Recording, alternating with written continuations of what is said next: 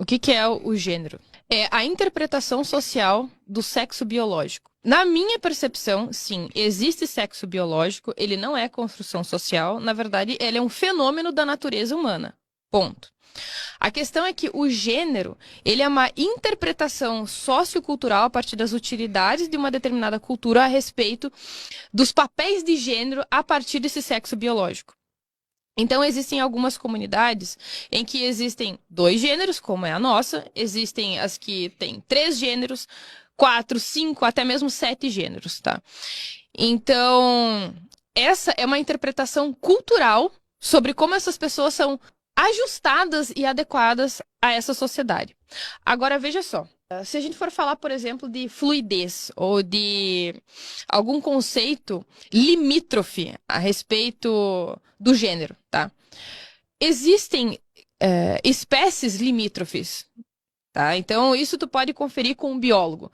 Então, por exemplo, existe o peixe snakehead, tá? Que é um peixe que ele é meio cobra, meio peixe. Existe uma outra espécie que é o mudskippers, que é um peixe que literalmente ele consegue escalar em algumas árvores.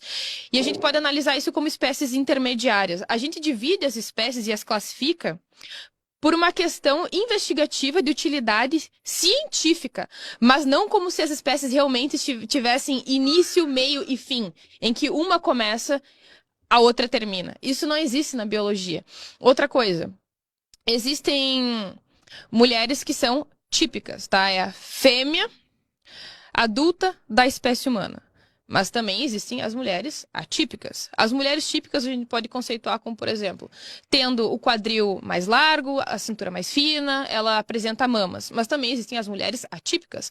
Elas podem não ter útero, elas podem não ter ovário, elas podem não ter mamas devido a um câncer, elas podem ter os quadris mais estreitos, os ombros mais largos, ou cabelo curto, enfim. Isso também acontece com os homens. Existem os típicos e os atípicos.